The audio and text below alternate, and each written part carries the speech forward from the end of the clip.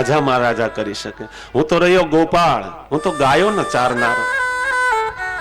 સાધુએ મારા વખાણ કરીને તમને ભોળવી દીધા. દેવી તમારું મારું કજોડું થયું. મોટા મોટા રાજાઓને છોડીને તમે શા માટે મને વર્યા?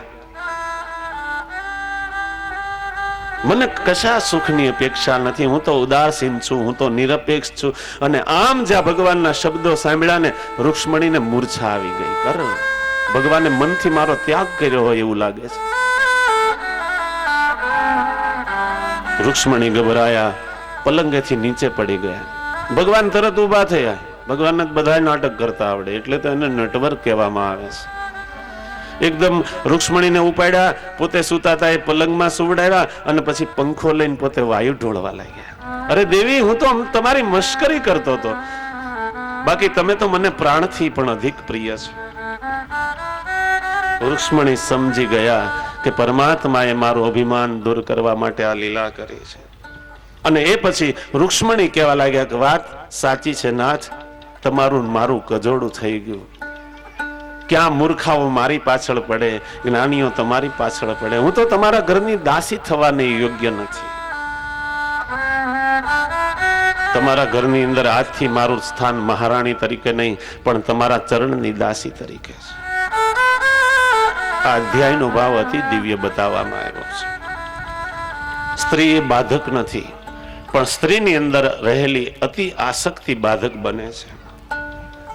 અને આજે રૂક્ષ્મણી પરમાત્માની અનન્ય ભાવથી સેવા કરે ને એટલે જ પરમાત્માને એ પ્રાણથી અધિક પ્રિય બતાવવામાં આવ્યા. ભગવાનને 16,108 રાણીઓ હતી, સોનાની દ્વારિકા હતી. ત્યારે જે સ્થિતિ હતી એ સ્થિતિ જ્યારે આ બધાનો નાશ થાય ને ત્યારે પણ પરમાત્માની એ જ સ્થિતિ છે. અને એ પછી શુકદેવજી મહારાજ પરીક્ષિત રાજાને ઉષા અને અનિરુદ્ધની કથા સંભળાવે છે. અને આ કથા તો તમે લગભગ ચૈત્ર માસમાં બધા કરો જ છો. ઓખાહરણ, ઓખાનું નામ ઉષા છે, પણ આપણે એને પ્રેમથી ઓખા કહીએ છીએ. શુકદેવજી વર્ણન કરે કે બાણાસુર નામનો મહાન શિવ ભક્ત હતો. બલિના 100 દીકરાઓ થયા, એની અંદર બાણાસુર સૌથી મોટો છે અને ભગવાન ભોળાનાથનો એ ઉપાસક છે. શોણિતપુરની અંદર આની રાજધાની છે. અને એમણે પોતાના 1000 હાથો વડે ભગવાનનું તાંડવ કરી અને ભગવાન ભોળાનાથને પ્રસન્ન કર્યા હતા. ભગવાને વરદાન માંગ્યું હતું. ભગવાન પાસે એને વરદાન માંગ્યું ને ભગવાને એને વરદાન આપ્યું છે કે જા, હું તારા રાજ્યની રક્ષા કરીશ. અને પછી તો આ બલિપુત્ર બાણાસુર એને 1000 હાથોની અંદર એક એક હાથમાં 1000 હાથીનું બળ આપ્યું છે ભગવાન. અને અતિ બળવાન જ્યારે થયો, દેવતાઓને ત્રાસ આપવા લાગ્યો, પણ ભગવાને વરદાન આપ્યું. ભગવાન શું પોતે કરી શકે? એક વખત તો ભગવાનની પાસે આવીને કહેવા લાગ્યો કે મહારાજ, કાં તો લડનારો આપો ને કાં મારી સાથે લડો. ભગવાન કહે જા ભાઈ જા, હવે મેં તને વરદાન આપ્યું ત્યારે હવે હું તને શું કહું? પણ જ્યારે તારા નગરની ઉપર જે ફરકતી ધજા ભાંગી પડે ને ત્યારે માનજે કે તારા 1000 હાથોનો ભાર ઉતારવા વાળો તને મળશે.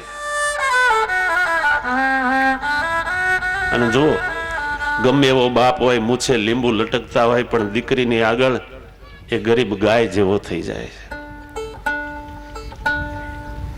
અને એકની એક દીકરી છે ઓખા, પ્રધાનમંત્રી કુંભાંડની પુત્રી. એ એની સખી છે. બંને અલગ મહેલની અંદર રહે છે. ને એમાં એક વખત એને સપનું આવ્યું કે ભગવાનનો પુત્ર અનિરુદ્ધ એના સપનાની અંદર આવ્યો. સપનામાં એની સાથે લગ્ન થયું અને બંને એ વખતે પેલી જાગી ગઈ અને સપનાનો રાજકુમાર અદૃશ્ય થઈ ગયો. ઓખા રડવા લાગી. ચિત્રલેખા એને પૂછે બેન તું કેમ રડે છે? અને એ વખતે એને સપનાની વાત કહી. ચિત્રલેખા કહેવા લાગી કે જો તારા સપનાનો રાજકુમાર આ દુનિયાના પડમાં ગમે ત્યાં હશે ને, હું એને શોધીને તને લાવી આપીશ. અને પછી આ પ્રધાન પુત્રી ચિત્રલેખા એક પછી એક ચિત્રો બનાવવા લાગી. એમાં ચિત્રો બનાવતા બનાવતા જયારે કૃષ્ણ ભગવાનનું ચિત્ર બનાવ્યું ને ત્યારે પેલી થોડીક હસી કહેવા લાગી બસ આવા જ છે. પછી એમના પુત્ર પ્રદ્યુમ્નજીનું ચિત્ર બસ આના જેવા જ.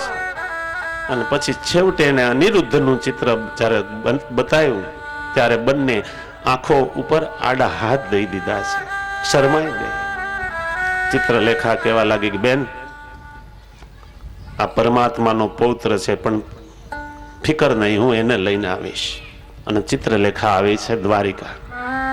પણ દ્વારિકાને તો સુદર્શનનો પહેરો છે, સુદર્શન એક ક્ષણ પણ અટકતા નથી. અને ચિત્રલેખાએ જોયું કે હવે આમાં જવું તો કેમ જવું ને એ વખતે ભગવાનની કૃપા થઈ, નારદજી આવ્યા છે ત્યાં.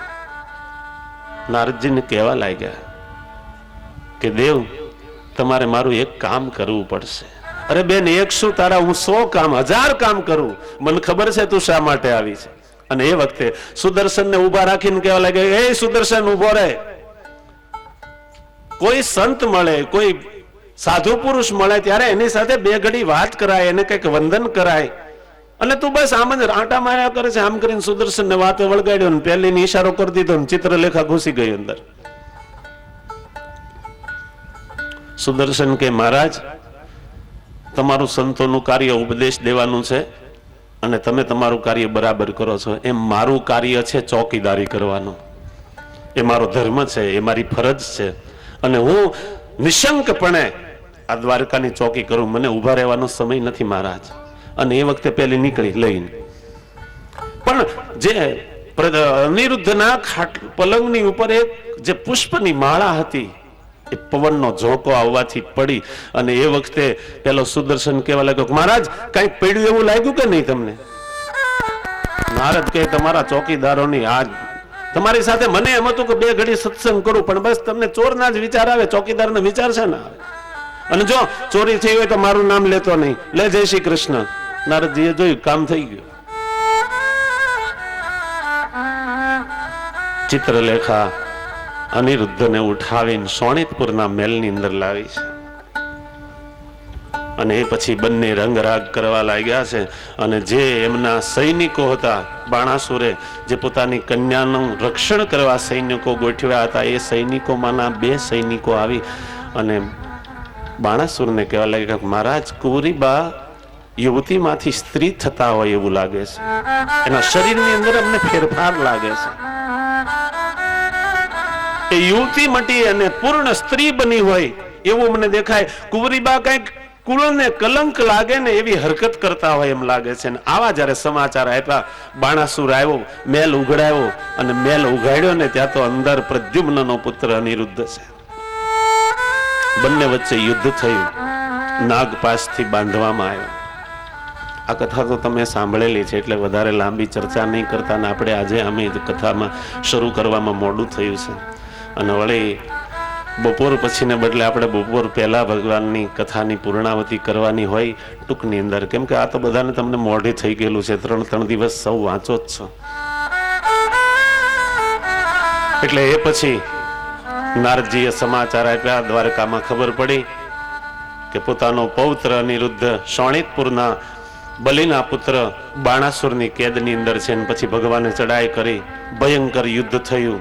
એમની માતા કોટરા આવ્યા, બાણાસુરને બચાવ્યો. અને પછી ભગવાને એના બધા જ હાથ કાપી નાખ્યા, ચતુર્ભુજ કરી દીધો. પુત્ર બાણાસુર શરણે આવ્યો, ભગવાનની માફી માંગી, ભગવાનનો પાર્ષદ બનાવ્યો અને પોતાની પુત્રી ઉષા અનિરુદ્ધની સાથે પરણાવી. ઓમ નમો ભગવતે વાસુદેવાય. ઉષા અનિરુદ્ધનું લગ્ન થયું. અને એ પછી નૃગરાજાની કથા આવે છે. રામાયણની અંદર આ કથા આવે છે. રામજી સેવકોને આજ્ઞા કરી, જાઓ જુઓ તો ખરા મારા રાજ્યમાં કૂતરો રડે શા કારણે. અને કૂતરાને બોલાવવામાં આવ્યો. કૂતરાને વાચા ફૂટી, મહારાજ મને એક સંન્યાસીએ પથ્થર માર્યો, બોલાવો સંન્યાસીને. સેવકો દાડ્યા, સંન્યાસીને હાજર કર્યો. મહારાજ તમે કેમ આને પથ્થર માર્યો? કે મહારાજ હું માધવ કરીને જતો હતો ને કૂતરો મારી પાછળ પડ્યો, મને એમ થયું કે હું અભડાઈ જઈશ એટલે મેં એને પથ્થર માર્યો. મહારાજ તમે સંન્યાસ લેવામાં બહુ ઉતાવળ કરી ગયા છો. પણ હવે કઈ વાંધો નહીં, જે થવાનું તો થયું. પણ કૂતરો તમને જે સજા આપશે એ સજા તમારે ભોગવવી પડે. કૂતરાને પૂછવામાં આવ્યું, બોલો આને શું સજા આપી? અને એ વખતે કૂતરો એમ કહેવા લાગ્યો કે મહારાજ આને કોઈ મોટા મઠનો મહંત બનાવી દે. સભા સડક થઈ ગઈ. અરે આને શું કહેવાય? આને સજા કહેવાય કે આશીર્વાદ? ભગવાન તો જાણતા હતા, પણ લોકોને જાણ ખાતર ભગવાન કૂતરાને પૂછવા લાગ્યા કે આ તું સજા કહે છે કે આશીર્વાદ આપે છે? કે મહારાજ હું જે કહું નહીં બરાબર છે. કેમ? મહારાજ આ પહેલાના જન્મની અંદર હું મોટા મંથનો મહંત હતો. ગાયો માટેનો ચારો આવતો હતો, ગાયો માટે ધન આવતું હતું, દેવ માટેનું જે ધન આવતું હતું એ બધું મારા અંગત ઉપયોગમાં હું લેવા લાગ્યો ને, મારી આ દશા થઈ છે. આને તમે કોઈક મોટા લાંબી આવક વાળા મઠનો મહંત બનાવશો ને, આ આવી ભૂલ કરશે, એ કૂતરો થશે અને વળી બીજો કોઈ એને પથ્થર મારશે, મારો હિસાબ બરાબર થઈ જશે. દેવ ધન, બ્રાહ્મણ નું ધન, ગૌચરની જમીન, ગાયો માટેનું ધન કોઈ દિવસ પચાવી પાડવાનું. તમને કદાચ લોખંડના કટકા પચવાય તો પચી જશે, પણ દેવનું, બ્રાહ્મણનું કે ગાયનું ધન નહીં પચે, યાદ રાખજો. અને વિચિત્રતા તો જોવો તમે કે જે ભગવાન બ્રાહ્મણને મુખમાંથી ઉત્પન્ન કર્યા, જે ભગવાને બ્રાહ્મણોની સેવા કરી, જે બ્રાહ્મણોએ ભગવાનની છાતીમાં લાત મારી છતાં એના પગ દબાવ્યા, એ કુળના છોકરાઓએ બ્રાહ્મણનું નિંદા કરી, એની મશ્કરી કરી, પોતાના કુળનો નાશ કર્યો છે. ઓમ નમો ભગવતે વાસુદેવાય. એવા સુદામાનું ચરિત્ર આવે જેની તમે આતુર નઈને સૌ રાહ જોઈ રહ્યા છો. સુદામા એક નામ સાંભળે પરમાત્મા ગળગળા થઈ જાય છે. શુકદેવજી વર્ણન કરે કે સુદામા ભગવાનના ખાસ મિત્ર છે, પોરબંદરની અંદર વિરાજે છે, ખૂબ ભણેલા ગણેલા છે, પણ ક્યાંય કથા કીર્તન કરવા જતા નથી. કેવળ ભગવાન દ્વારકાધીશની સેવાની અંદર આખો સમય જાય. સવારમાં 3 કલાક પૂજા વિધિની અંદર જાય, પ્રાતઃ સંધ્યા કરે, ભગવાનનો દશમ સ્કંદનો પાઠ કરે, વળી બપોરનો સમય થાય, વળી સ્નાન કરે, મધ્યાહન સંધ્યા કરે, પછી જપ કરે, ત્યાં સાંજનો સમય થઈ જાય, વળી સાયમ સ્નાન કરે, સાયમ સંધ્યા કરે, રાત્રિના સમયે ભગવાનની લીલાઓ ગાય. ક્યારેક સમય મળે તો હરિહર કરે. અને એમાંય ઘણી વખત એવું હોય કે ઘરની અંદર ખાવાનો દાણોય ન હોય. સુદામાના પત્ની, જેમનું નામ છે સુશીલા, જેવા નામ ને એવા ગુણ છે, મહાન પતિવ્રતા છે સુશીલા. પતિના ઘરની અંદર સુખ સંપત્તિ હોય અને પતિને પરમેશ્વર માની અને એની સેવા કરે, એમાં કઈ બહુ નવાઈ નથી. પણ પોતાના પતિના ઘરની અંદર ખાવાનો એક દાણોય ન હોય, પહેરવા પૂરતા કપડાય ન હોય, અને છતાંય પતિને પરમેશ્વર માનીને સેવા કરે, એનું નામ સાચી પ્રતિબદ્ધતા. ગરીબીને કારણે અનેક વાર પતિ પત્નીને ઉપવાસ કરવાનો વખત આવે, કારણ કે સુદામા ક્યાંય નારાયણ હરિ કરવાય જતા નથી. પ્રભુ ઈચ્છાએ પોતાના ઘરની અંદર આવે તો હરિહર કરે, નહીતર પરમાત્માનું પાડ માને સારું થયું, પરમાત્માએ ઝંઝટમાંથી ત્યાં જ મને મુક્તિ આપી. જો બીજી કોઈ સામાન્ય સ્ત્રી હોત ને તો સુદામાને ઠપકો આપત કે જો ઘર ચલાવવાની તેવડ નહોતી ને તો આ શા માટે મારી સાથે ઘર બાંધ્યું, શા માટે મારું જીવન બગાડ્યું, અને આ વણઝાર કોના માટે કરી? પણ સુશીલા એક શબ્દ બોલતા નથી. સુશીલા તો પતિવ્રતા સ્ત્રી, પરમેશ્વરનો ભાવ રાખી સતત પતિની સેવા કરે છે. પણ સુશીલા ક્યારે કંટાળી અને ભગવાનને ફરિયાદ કરે કે નાથ, તે મને માં તો બનાવી, પણ મારા જણ્યાનું પેટ ભરાય એટલું તે મને ધન ન આપ્યું. એક વખત 2 દિવસના પોતાના છોકરાઓને જયારે ઉપવાસ થયા ને, છોકરાઓ ખાવાનું માગે, માં કંઈક ખાવા આપ. ઘરમાં કઈ નથી, શું કરે? પાણી ભરી તપેલું ચડાવે, નીચે તાપ કરે, બેટા હમણાં તને આપવું, હમણાં આપ. આમ કરી છોકરાઓ રડી રડીને સૂઈ જાય. બસ આગળ તૈયાર થાય, આપું. શું તૈયાર થાય? પાણીની વરાળ થાય.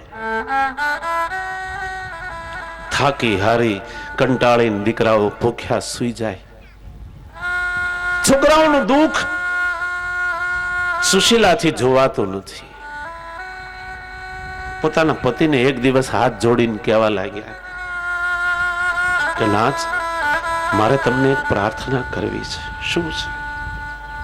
તમે કથામાં કહ્યું ને કે કનૈયો બહુ પ્રેમાળ છે, એના મિત્રો માટે થઈને કનૈયો ચોરી કરતો. હા દેવી, વાત સાચી છે. લાલાએ કોઈ દિવસ જાતે નથી માખણ ખાયું. લાલાએ પોતાના મિત્રો માટે, વાંદરો માટે થઈને ચોરી કરી છે. સુશીલા કહેવા લાગી, તો દેવ તમે એ કનૈયાના મિત્ર ખરા કે નહીં? તો કે હા, હું એનો મિત્ર છું. તો તમે એને મળવા જાઓ ને. અને એ વખતે સુદામા એમ કહેવા લાગ્યા કે દેવી, હું ગરીબ છું, મારી સ્થિતિ સારી નથી, અને જો હું મળવા જઈશ ને તો ભલે હું માગવા નથી જતો, પણ લોકો એમ કહેશે કે આ ગરીબ એની પાસે જાચવા ગયો. હું મારા મિત્રને ઘેર પણ નહીં જાઉં, ભલે પોતે ભગવાન રહ્યો, હું ભગવાનને ઘેરે માગવા તો ન જાઉં.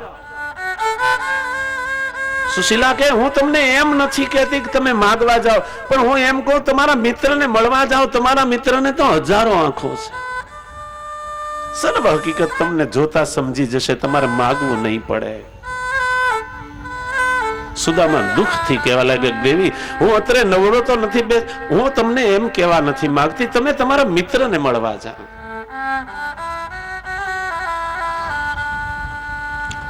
સુશીલાને કહેવા લાગ્યા, હું મારા મિત્રને મનથી રોજ મળું છું. સુશીલા કહેવા લાગ્યા કે દેવ તમે સમર્થ છો, શક્તિશાળી છો, સિદ્ધ પુરુષ છો, તમે મનથી મળતા હશો, પણ પ્રત્યક્ષ દર્શન કરો, જુઓ તમને કેવો આનંદ થાય. સુદામા તપસ્વી જ્ઞાની મહાત્મા છે, જ્યાં બેસે ને ત્યાં એને દ્વારકાધીશનું દર્શન થતું. પણ સુદામા વિચાર કરે કે અરે રે, આ એ પત્ની છે કે કોઈ દિવસ હું એને બીજી સાડી નથી લાવી દઈ શક્યો. એક જ વસ્ત્ર છે, જે સુશીલા નાય ને એના શરીર ઉપર એનું એ વસ્ત્ર સુકાઈ જાય છે. બદલવા માટે બીજું વસ્ત્ર જેના ઘરમાં નથી. એને એમ થયું કે આવી પત્ની જેને કોઈ દિવસ એના પોતા માટે માંગ્યું નથી, ને માંગ્યું તો એને પોતા માટે નહીં, મારા માટે માંગ્યું છે કે તમે જાઓ તો તમને તમારા મિત્રને મળવાનો આનંદ થશે. સુદામા કહેવા લાગે, દેવી શું ઘરમાં કાંઈ છે? કાંઈ નથી. 8 દિવસના તો બંનેને ઉપવાસ છે, અને 2 દિવસથી છોકરા ભૂખ્યા છે. દેવને ઘેર, બ્રાહ્મણને ઘેર, મિત્રને ઘેર જવું હોય ને તો ખાલી હાથે નથી જવાતું, કંઈક લઈ જવું પડે. તો તમે ઉભા રહો, જવાના છો? તો હા. સુશીલા દોડીને ગયા પાડોશની અંદર, 2 મુઠ્ઠી માગીને ચોખા લાવ્યા.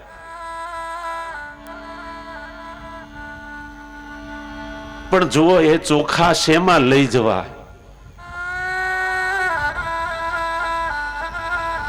જેને બાંધવા માટે એક કટકો વસ્ત્રનો નથી. 2-4 ચીથરાઓ ભેગા કરી, સોયથી આમ તેમ ટાંકા લઈ અને 2 મુઠ્ઠી ચોખા બાંધ્યા છે. ધન્ય છે સુશીલાને કે 2 દિવસથી પોતાના છોકરાએ અન્નનો કણ પણ ભાળ્યો નથી, અને છતાંય એમાંથી એક દાણોય નથી રાખ્યો. પોતાનું સર્વસ્વ કૃષ્ણને અર્પણ કરે. ગરીબ હતા, ઘરની અંદર કાંઈ હતો નહીં. પત્નીના કહેવાથી અને આજે મને મારા મિત્રનું દર્શન થશે, આવા વિચારમાં સુદામા ઉભા થયા. ફાટેલી પોતડી પહેરી, હાથમાં લાકડી, બગલની અંદર પેલી પોટલી દબાવી, પણ હૃદયની અંદર આનંદનો ઓઘ ઉમટ્યો છે કે હું જઈશ, મારા મિત્રને મળીશ. ક્યારથી મળ્યો નથી. નાનપણની અંદર અમે ભેગા હતા.